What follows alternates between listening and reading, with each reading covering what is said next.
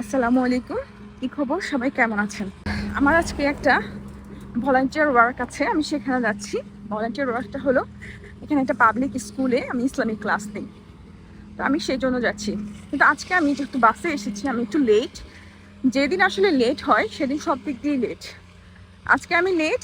আজকে আমি নামার জন্য বাস স্টপ প্রেস করলাম, কিন্তু বাস ড্রাইভার উনি সেটা খেয়াল না করে উনি আমাকে স্টপে না নামিয়ে সামনে গিয়ে মাঝ রাস্তায় নামিয়ে দিল।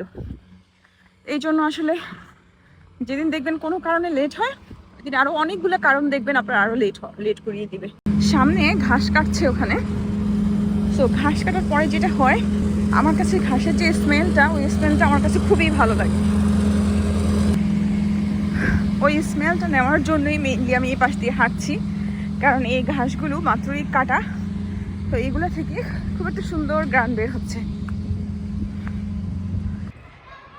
এখানে স্কুলগুলোর সবচেয়ে যে জিনিসটা আমার ভালো লাগে সেটা হলো প্রতিটা স্কুলের সামনে এরকম একটা চিলড্রেন ক্রসিং রয়েছে। এখানে জেব্রা ক্রসিংও দেওয়া, সাথে বাচ্চাদের জন্য স্পেশালভাবে চিলড্রেন ক্রসিং সাইন দেওয়া রয়েছে, যাতে করে মানুষ একটু বেশি সাবধান হয়। এবং জিনিসটা খুবই ভালো লাগে, এবং এগুলো দেখে আসলে মাঝে মাঝে মনে হয় যে আমার দেশের বাচ্চারাও আসলে অ্যাটলিস্ট এতটুকু সেফটি তো ওরা ডিজার্ভ করে, তাই না বলেন? এই জিনিসগুলো দেখি আর ভাবি আসলে একটু ছোট একটা জিনিস, যে একটা স্পিড লিমিট একটা স্কুল জোনের মধ্যে করে দেওয়া, এতে করে বাচ্চারা আসলে অনেক বেশি সেফ ফিল করে, এবং ওদের জন্য দেখা যাচ্ছে প্যারেন্টসদের এত বেশি টেনশনও করতে হয় না। এতটুকু আসলে তো করাই যায়। আমি জানি না কবে আমাদের দেশে আমাদের বাচ্চাদের জন্য এরকম স্পেশাল কোনো ফ্যাসিলিটি হবে, তবে আশা করা যায় ইনশাল্লাহ এক সময় হবে। মানুষের হাঁটার জন্য যদি এত স্পেশাল রাস্তা থাকে, যে পাশে মেইন রোড আর এখানে হাঁটার জন্য রাস্তা, এবার সাইকেলও চালায় অনেকে এই পাশে, তো এরকম যদি সুন্দর মানুষের হাঁটার জন্য রাস্তা থাকে, তাহলে কি মানুষের হাঁটতে খারাপ লাগার কথা বলেন? আমি এখন হাঁটবো, হেঁটে তারপর আমি আবার বাসে উঠবো বাসায় যাওয়ার জন্য। আমার বাসাটা যেহেতু একটু ব্যাক সাইডে, একদম ক্যানবেরার একটা শেষ প্রান্তে, আমাকে এখন বাসে করে প্রথমে সিটিতে যেতে হবে। সিটি থেকে এরপরে আমার বাসার উদ্দেশ্যে যে বাস, সে বাসে আমাকে উঠতে হবে। আমি প্রতিবারই যখন এই রাস্তাটা দিয়ে যাই, আমি জানি না, আমার কাছে আশেপাশটা দেখতে খুবই ভালো লাগে। একটা কান্ট্রি সাইড ফিল হয়।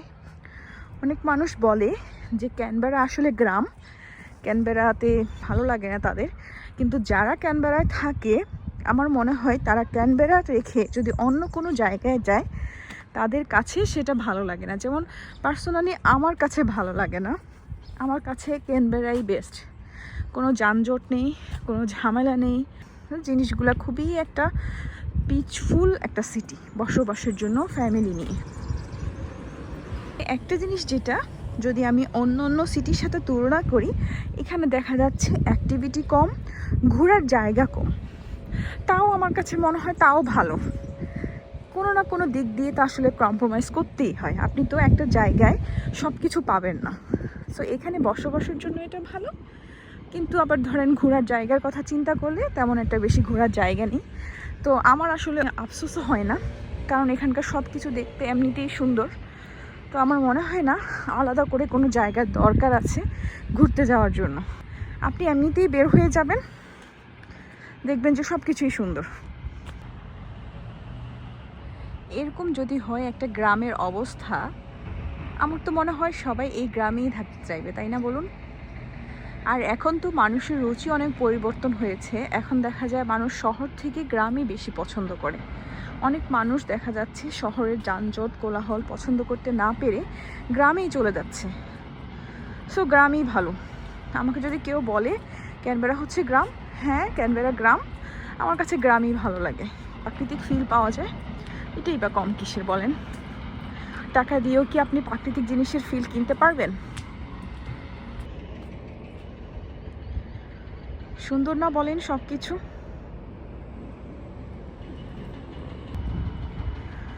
মাঝে মাঝে যখন হাঁটতে কষ্ট হয়, তখন মনে হয় যে না, ড্রাইভিংটা শিখেই ফেলি। আমার আসলে যে জিনিসটা ভুল হয়েছে, আমি বাংলাদেশ থেকে আসার সময় আমি ড্রাইভিংটা শিখে আসিনি, যার কারণে আমাকে এখানে এসে একদম জিরো থেকে শুরু করতে হচ্ছে।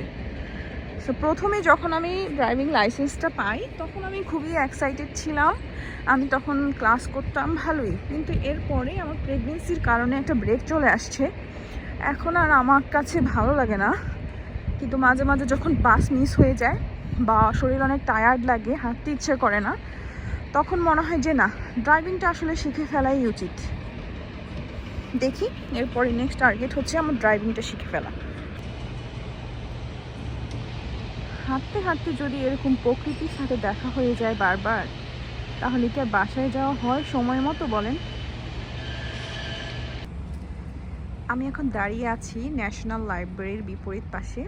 এই যে বিল্ডিংটা দেখতে পাচ্ছেন, এটা হচ্ছে ওদের ন্যাশনাল লাইব্রেরি। আমার হাতে এখন সময় নেই, না হলে একটু গিয়ে ঘুরে দেখাতাম। আমি এখানে নামলাম কারণ আমাকে হেঁটে আর একটা বাস ধরতে হবে, সেই জন্য। চলুন হাঁটি, হেঁটে আমার নেক্সট বাস স্টপে যাই। এটা কিসের বিল্ডিং আমি জানি না, এটা একদম ন্যাশনাল লাইব্রেরির বিপরীত পাশে রয়েছে এই বিল্ডিংটা। হয়তো বা কোনো অফিস হবে ওদের, জানি না আসলে।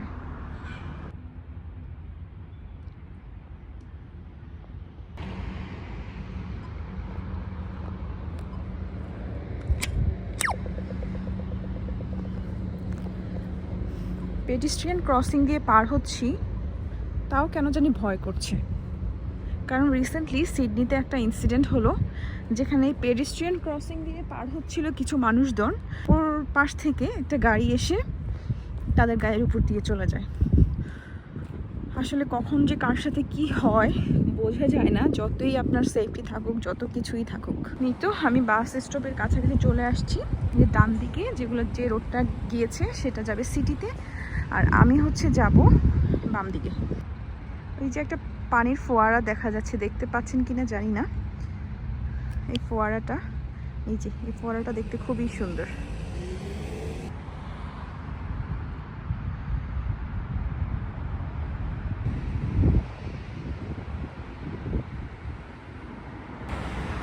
এই যে আমি চলে আসলাম বাস স্টপের কাছে।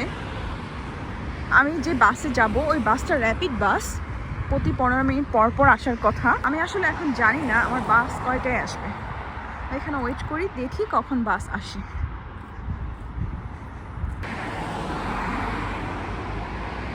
এই যদি হয় গ্রামের অবস্থা, আপনার কি সেই গ্রাম ছেড়ে যেতে ইচ্ছে করবে?